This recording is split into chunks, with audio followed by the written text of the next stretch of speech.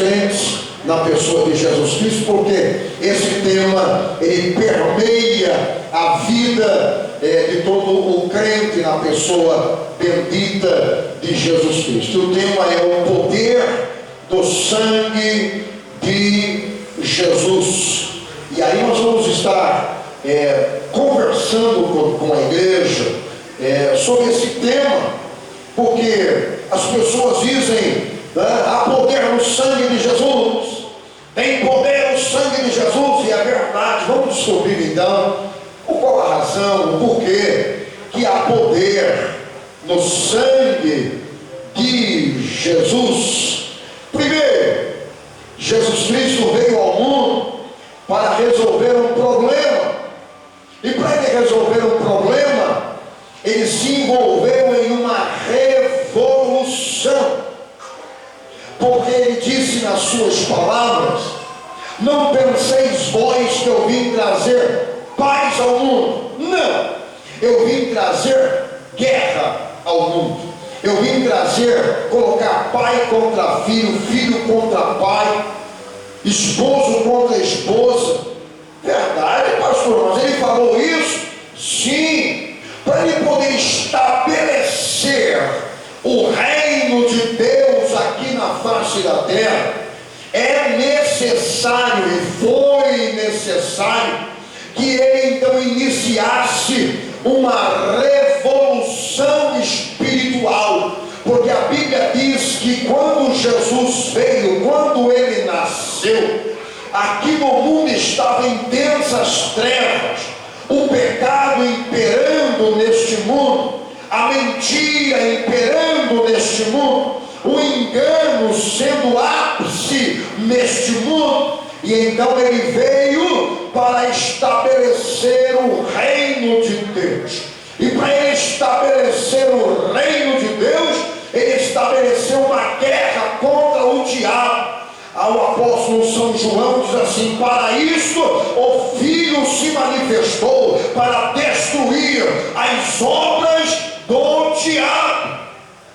Então, toda a revolução existente na terra, toda a história revolucionária na terra, ela aconteceu por meio de batalhas, ela aconteceu por meio de confrontos, ela aconteceu por meio de derramamento de sangue. Toda a revolução, ela desenvolvidas, todas as revoluções que houveram na terra, na história da humanidade, ela é envolvida em derramamento de sangue. E aí Jesus Cristo veio para enfrentar uma revolução, que era a revolução contra o pecado. E aí Deus disse assim: sem o derramamento de sangue não há remissão de pecados. Para que é que Jesus Cristo veio? Ele veio para remir o pecado do ser humano, porque o ser humano, ele em Adão, ele conviveu em pecado. Disse Davi: em pecado me concebeu a minha mãe. E é por isso que veio Jesus o Cristo, para enfrentar na terra uma revolução espiritual, um confronto entre a luz e as trevas, um confronto entre o céu e o inferno, um confronto entre Deus e Satanás. E Jesus Cristo veio para se tornar homem, e na condição de homem ele enfrentar o diabo. Você conhece a Bíblia e você sabe que o diabo tentou matar Jesus na sua tenra idade. Você sabe perfeitamente que quando Jesus tinha 2 anos de idade aproximadamente, o diabo usou um rei chamado rei Herodes, para que esse rei ordenasse matar todos os meninos em Israel de 2 anos para baixo. Para que havia tanto derramamento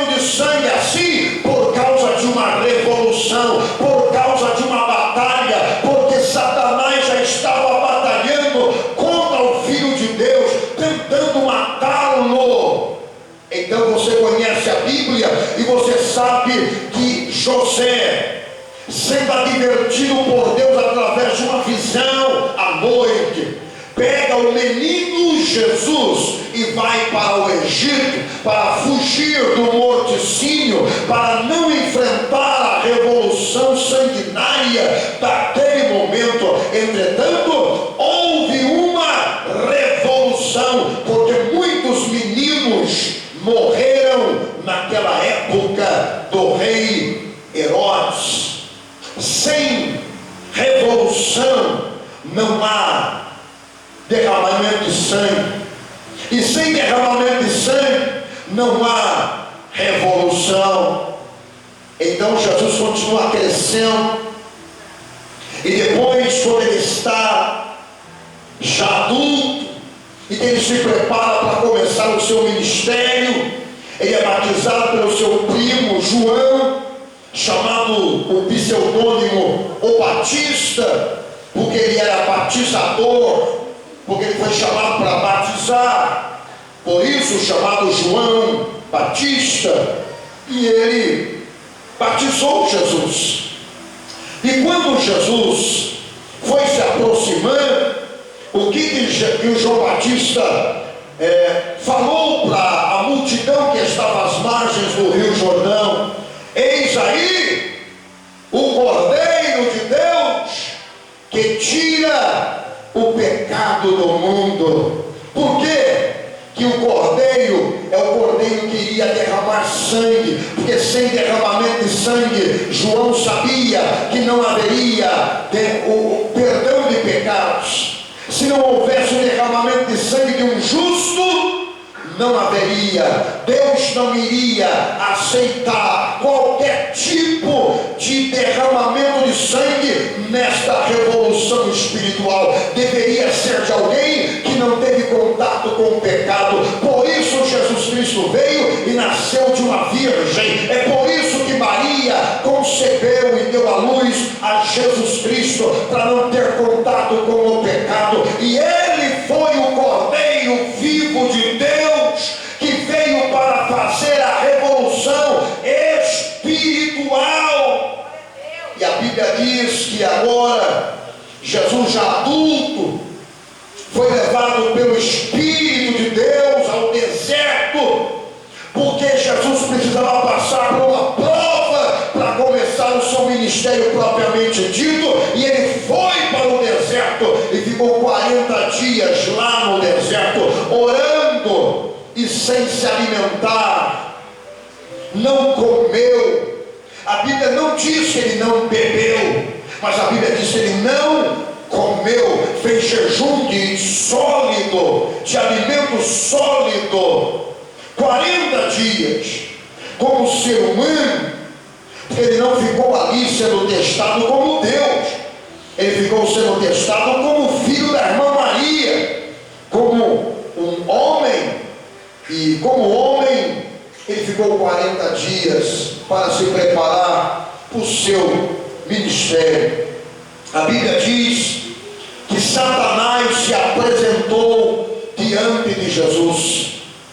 O mesmo que começou uma revolução e ordenou o Herodes matar Jesus, e Herodes determinou que todas as crianças de 2 anos para baixo morressem. Agora está Satanás em pessoa para enfrentar Jesus. E Jesus agora passa por uma prova. Ele fala para Jesus sobre umas pedras. As pedras no deserto, elas têm um formato de pães, os pães asmos que Israel está acostumado a comer. E Jesus começou já a imaginar aqueles pães já com uma fumacinha. E quem sabe Satanás, que é ilusionista, ele quem sabe fez Jesus ver a fumacinha subindo como se fossem pães. E ele então aguçou o desejo humano de Jesus de se alimentar. Porque qual era a debilidade de Jesus naquele momento? Fome. 40 dias sem comer.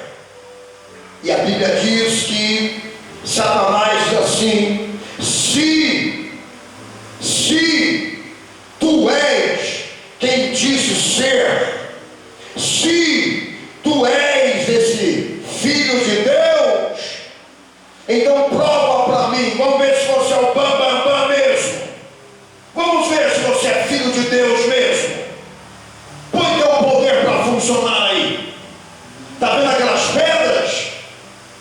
Sim, estou vendo.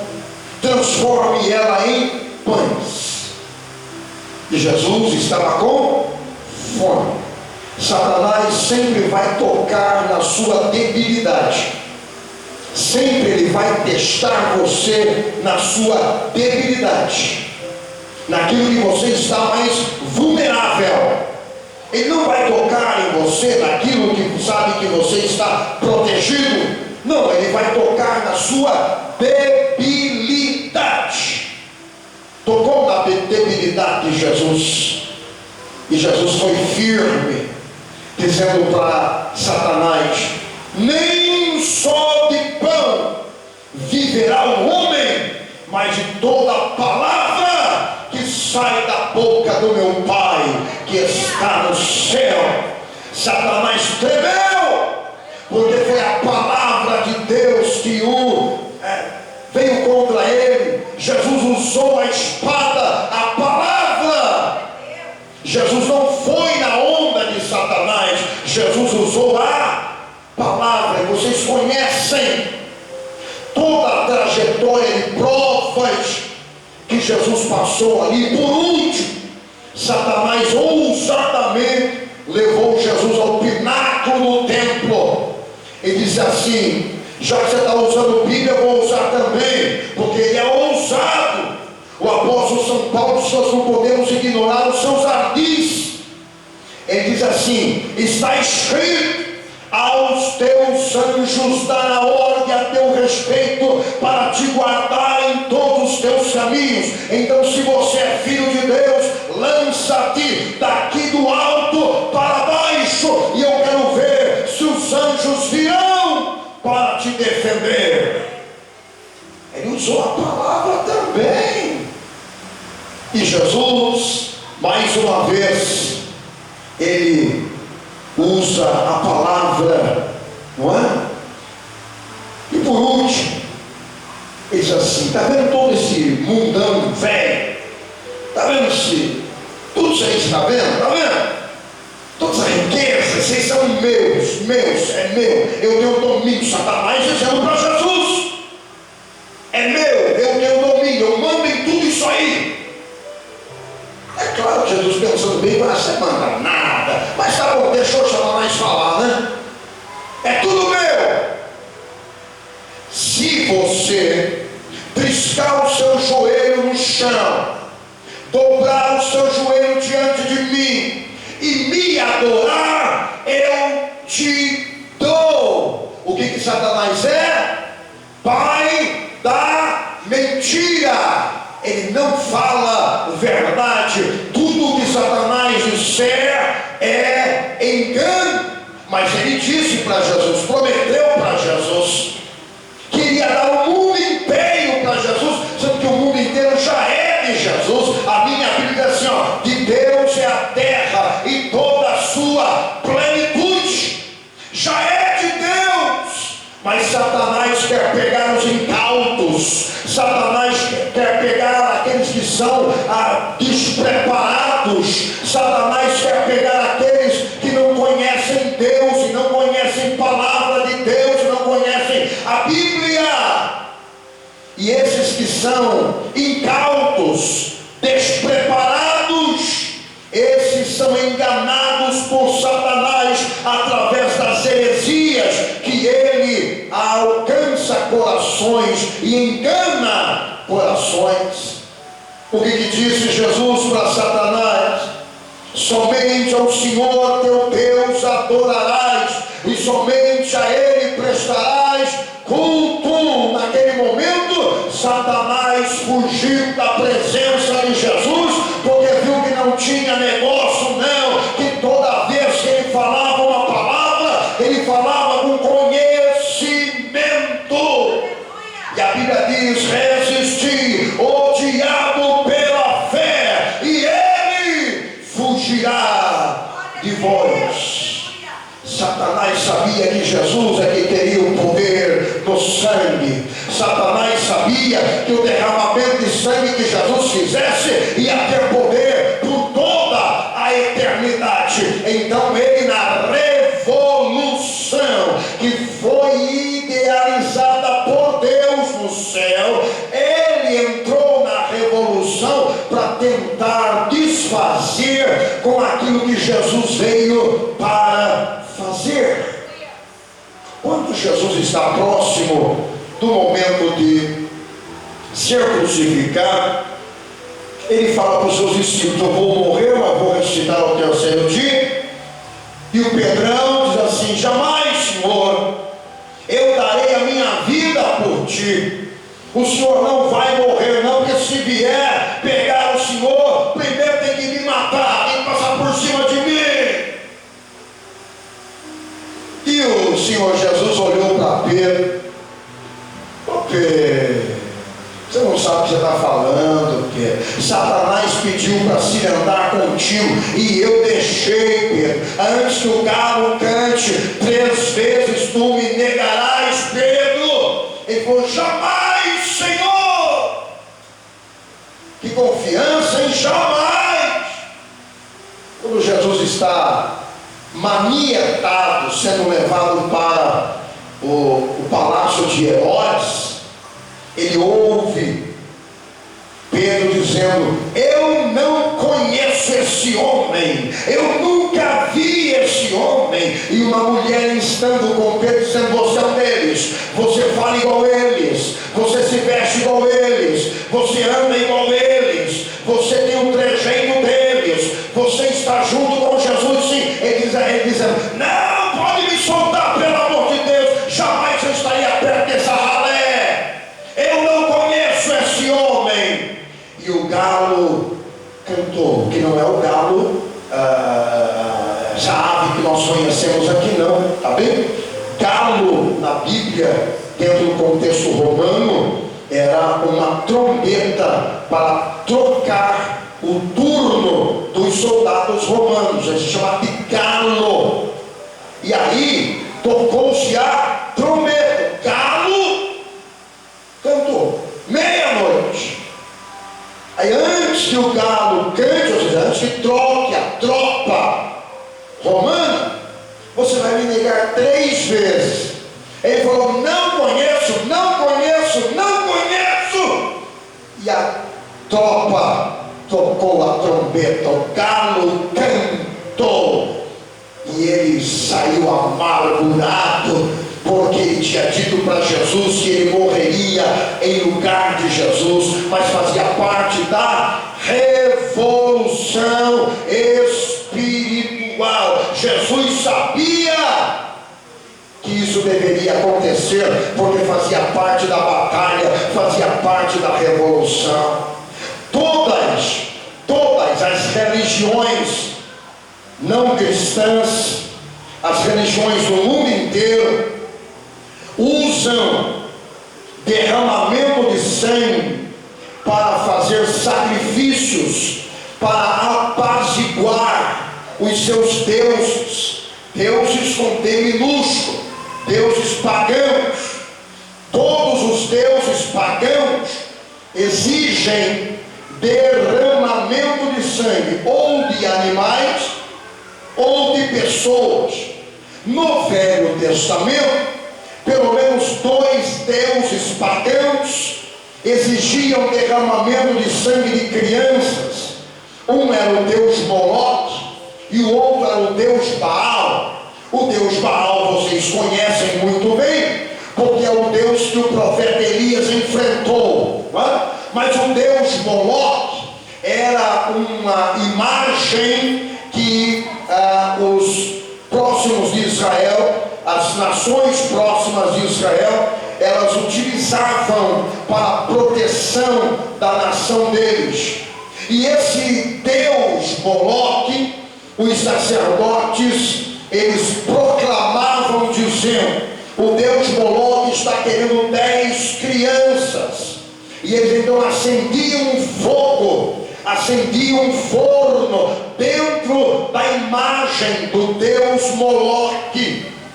E aí matavam as crianças e dedicavam essas crianças a esse Deus pagão. Isso aqui é apenas um exemplo do que as religiões utilizam, requerendo derramamento de sangue para apaziguar, para diminuir a ira desse Deus pagão, que nada mais, nada menos é do que demônios.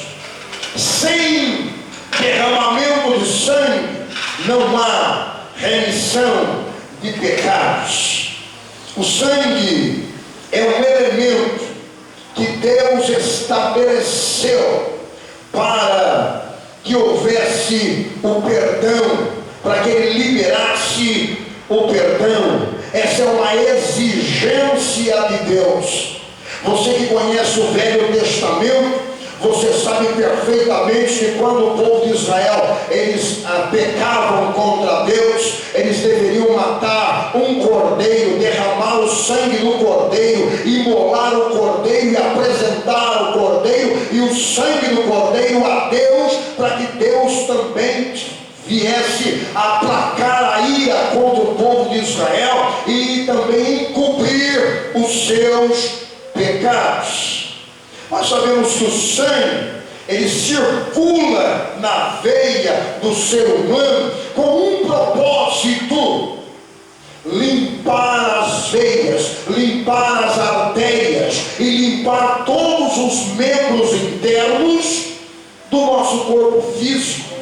A razão da existência do sangue é para trazer vitalidade, é para trazer vida ao ser humano, ao corpo humano.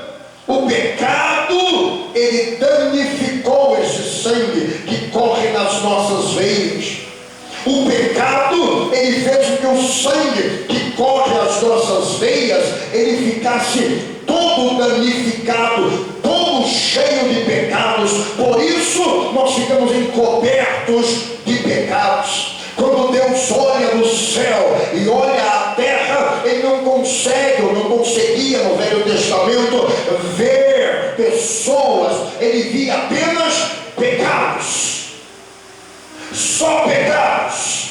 E o desejo dele, como um Deus justo, era matar todos.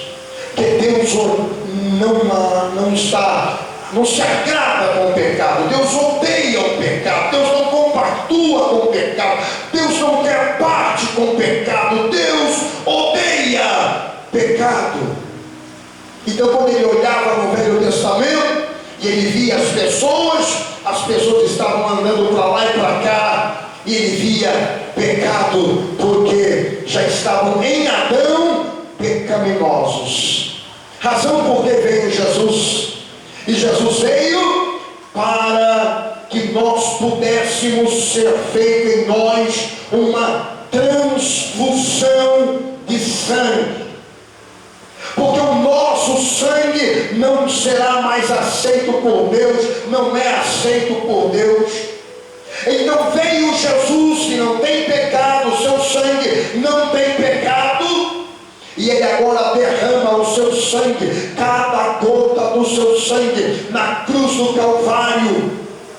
Todo tipo de sofrimento que você possa imaginar estava ali naquele corpo, enquanto o sangue estava esvaindo, enquanto o sangue estava sendo derramado.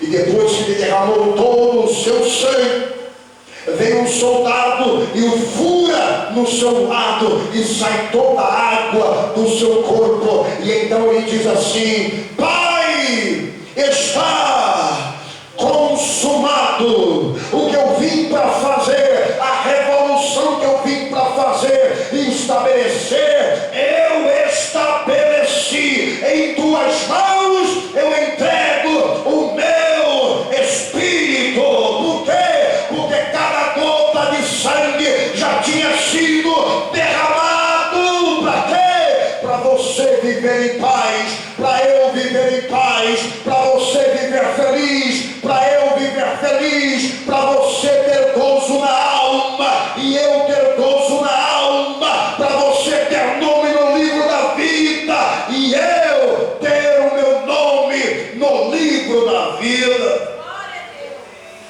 Vocês conseguem entender por que há poder no sangue de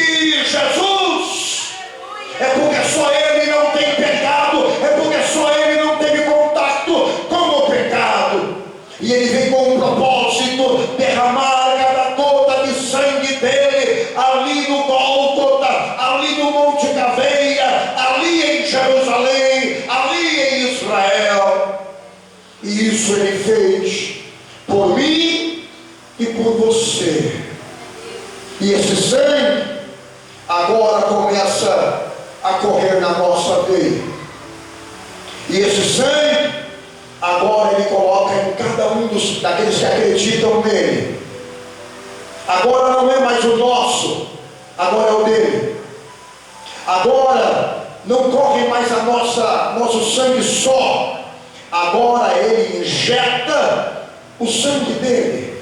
O sangue que foi derramado na cruz do Calvário é injetado pela fé na sua vida. E nós chamamos isso de novo nascimento. O que tinha agora sangue pecaminoso, agora é um sangue de justo. O que era sangue de pessoa condenada ao inferno, agora é eleito para cantar na glória. Agora é eleito para entrar no céu pelas portas. Agora é eleito para viver eternamente com Deus.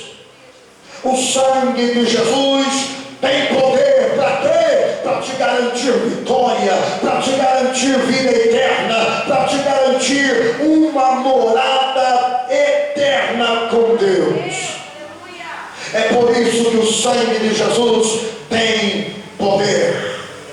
Não há ninguém mais do que Jesus, com seu sangue derramado, com poder para salvar a humanidade, senão Jesus, o Cristo.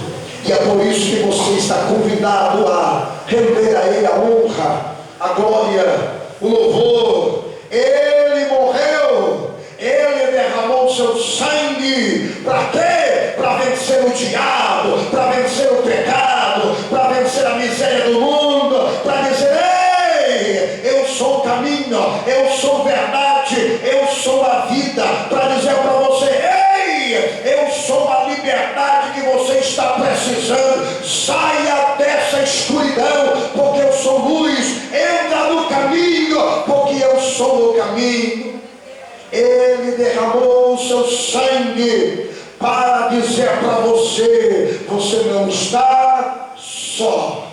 Agora você tem a mim. E Ele diz: estarei convosco todos os dias, até a consumação dos séculos.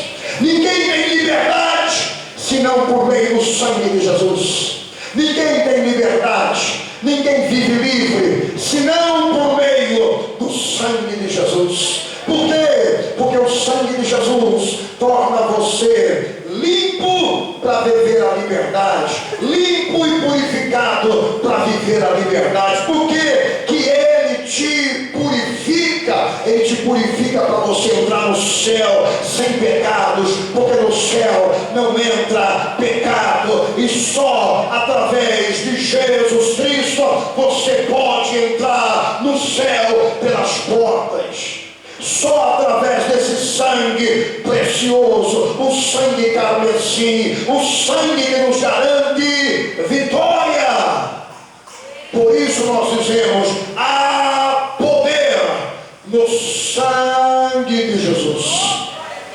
Porque esse sangue é o único capaz de te conceder salvação, justificação. A palavra justificação é literalmente tornar justo. É você estar cheio de pecado, condenado ao inferno, o diabo tripudiando sobre a sua vida. Você matou muitos, era adúltero, era adúltera, ladrão, mas você veio a Jesus e você acredita em Jesus. Você coloca todo o seu coração em acreditar que Jesus veio fazer a revolução, e Ele venceu na cruz do Calvário quando disse: Pai, está consumado. E aí você acredita, você crê. Porque você crê, você aceita. Porque você aceita, Ele também te recebe. Porque Ele te recebe, Ele faz uma limpeza dentro do seu interior. E Ele agora deixa você zerado, deixa você limpíssimo, deixa você sem pecado nenhum.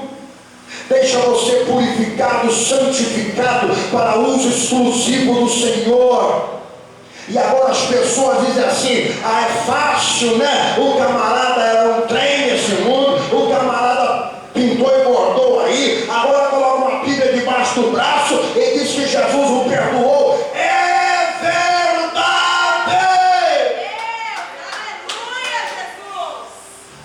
E quem não aceitar, pode ser bonzinho, não vai ao céu, porque o sangue de Jesus foi derramado para salvar o bom e o mal, o alto e o baixo, o branco e o negro.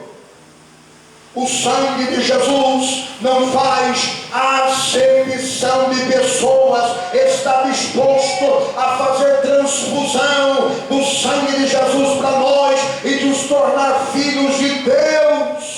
Glória a Deus! Então ele não veio só para os bons, ele veio para todos quanto aceitarem de todo o seu coração, se arrepender do mau caminho, deixar o diabo e as suas trevas de Satanás para lá, vir para a luz de Cristo e caminhar com Cristo e viver esse poder do sangue de Jesus. Há poder no sangue de Jesus. Satanás estremece quando ouve essa frase, porque ele foi derrotado na cruz do Calvário.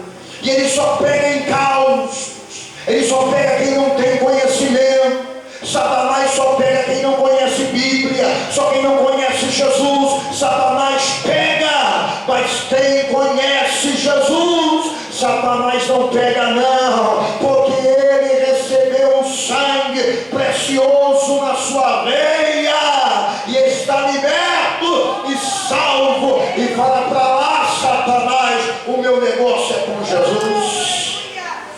Eu te convido a conhecer Jesus e a receber Jesus e a receber o sacrifício de Jesus na cruz do Calvário, porque esse sacrifício ele foi feito para te salvar toda a humanidade. Ninguém vai ao céu se não for por meio de Jesus, se não for por meio do sacrifício de Jesus na cruz do Calvário. Ninguém vai ao céu se você não se entregar verdadeiramente para receber justificação por meio do sangue de Jesus. Eu te convido a você querer o céu, almejar o céu, sonhar com o céu, sonhar com o trono de Deus, sonhar com o arrebatamento da igreja.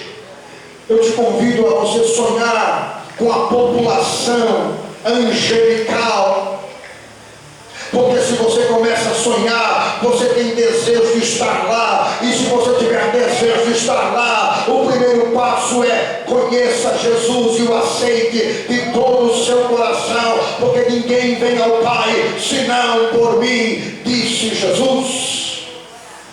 Não tem outro meio. Salvação só por meio de Jesus. E eu quero que você reflita sobre a sua vida, e eu quero que você reflita se você aceitou o sangue de Jesus na sua vida, e eu quero que você reflita se você é purificado pelo sangue de Jesus, e se não é, ele está aqui, é só recebê-lo, é só aceitá-lo, é só dizer: eu quero o Senhor Jesus, eu quero esse sangue carmesim, eu quero esse sangue que tem o poder para me purificar. Eu quero esse sangue. Há poder no sangue de Jesus. O apóstolo João disse: se pois o Filho vos libertar do quê? De todo pecado, verdadeiramente sereis livres. Livres através do quê? Da purificação do pecado. Ele é poderoso para perdoar pecados. Ele está aqui para te perdoar os seus pecados. O pecado conduz ao inferno, mas a purificação conduz ao céu. Então não viva em pecado, mas apropria-se da purificação do sangue de Jesus, porque há poder no sangue de Jesus. Você pode aplaudir a Jesus que teve a capacidade de derramar todo o sangue na cruz do Calvário. Deus te abençoe em Cristo Jesus. A palavra com o reverendo Valdemar na continuação. Aliás, antes eu preciso falar uma situação aqui. Só um minutinho.